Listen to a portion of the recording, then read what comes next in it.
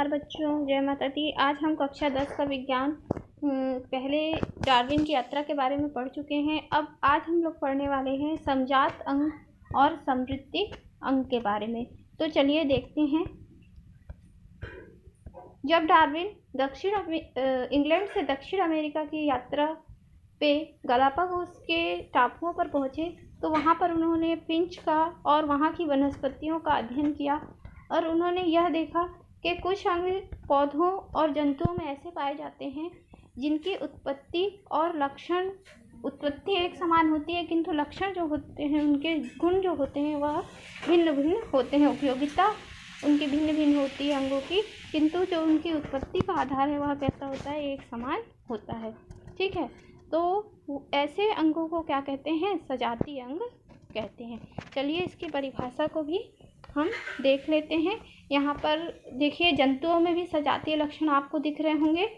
एक बार इसको आवर्तित करके देखते हैं। पक्षी व चमगादड़ के पंख, डॉल्फिन व सील के पंख, भेड़ व कुत्ते की अगली टांग व मनुष्य व छछूंदर के अग्रपादों को देखें। सभी की उत्पत्ति व रचना की दृष्टि से समानता प्रदर्शित होती है।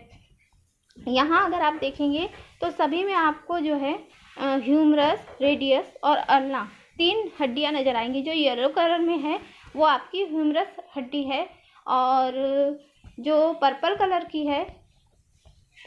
की जो हड्डी है वह रेडियस है, और वाइट कलर की हड्डी अल्ना है। ये ह्यूमरस, रेडियस और अल्ना तीनों हड्डियाँ सभी जीवों के अग्रपाद में पाई जाती हैं। पक्षी के जो पंख होते हैं उनमें भी पाई जा रही हैं। डॉल्फिन के जो फिन्स होते हैं, तैरने में सहायता करते हैं, उनमें भी है। कुत्ते के पंजों में, पैरों में भी है। मनुष्य के हाथ में है। सील, चमगादड़, भेड़ और छछूंदर, इन सभी में ये हड्डियां उपस्थित हैं, किंतु यहाँ पर आप जो इनके कार्य हैं वो क्या हैं, अलग अलग हैं। जैसे मनुष्य और छछूंदर में यह क्या कार्य कर रही हैं, पकड़ने का कार्य कर रही हैं। भेड़ और कुत्ते में दौड़ने का कार्य कर रही हैं। डॉल्फिन और सील में ये किस काम आ रही हैं, तैरने के काम आ रही हैं फिन्स के रूप में। और पक्षी और चमगादड़ में ये किस काम आ रही हैं, उड़ने के काम में आ रही हैं। किंतु इनकी उत्पत्ति, यहाँ आप हड्डियों के नाम से अब परिचित हो गए हैं तो आपको पता है कि इन सबकी उत्पत्ति किससे हुई है, ह्यूमरस, रेडियस और अल्ना से हुई है। तो उत्पत्ति एक समान है, किंतु कार्य क्या है, भिन्न भिन्न है। अतः यह कैसे लक्षण है, सजातीय लक्षण हैं। और इन अंगों को हम कैसे अंग कहेंगे, सजातीय अंग कहेंगे। तो चलिए आइए देखते हैं सजातीय अंगों की परिभाषा। ऐसे अंग जो उत्पत्ति तथा संरचना में समान होते हैं तथा कार्य में भिन्न हो सकते हैं, समजात अंग कहलाते हैं।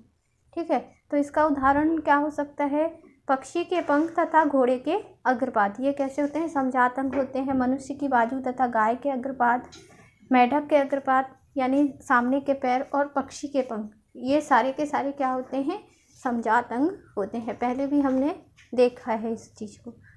तो जिस प्रकार हमने सजातीय अंगों की परिभाषा देखी है, उसी प्रकार अब हम यहाँ पर देखते हैं समवृत्ति लक्षण और समवृत्ति अंग।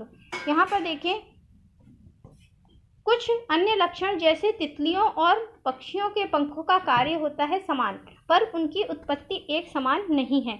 इस तरह जहाँ पक्षी का पंख उसके अग्र टांग से बना है, वहीं तितलियों का पंख उनकी टांग से नहीं, उनकी त्वचा से बना है। इस प्रकार के लक्षणों को समवृत्ति लक्षण कहते हैं, और इन अंगों को क्या कहते हैं, समवृत्ति अंग कहते हैं।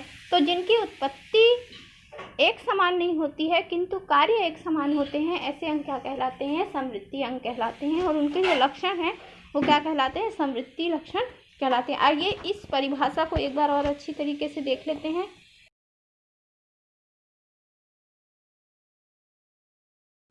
तो यहाँ पर आप परिभाषा देख सकते हैं, समवृत्ति लक्षण दर्शाने वाले अंग समरूप अंग कहलाते हैं।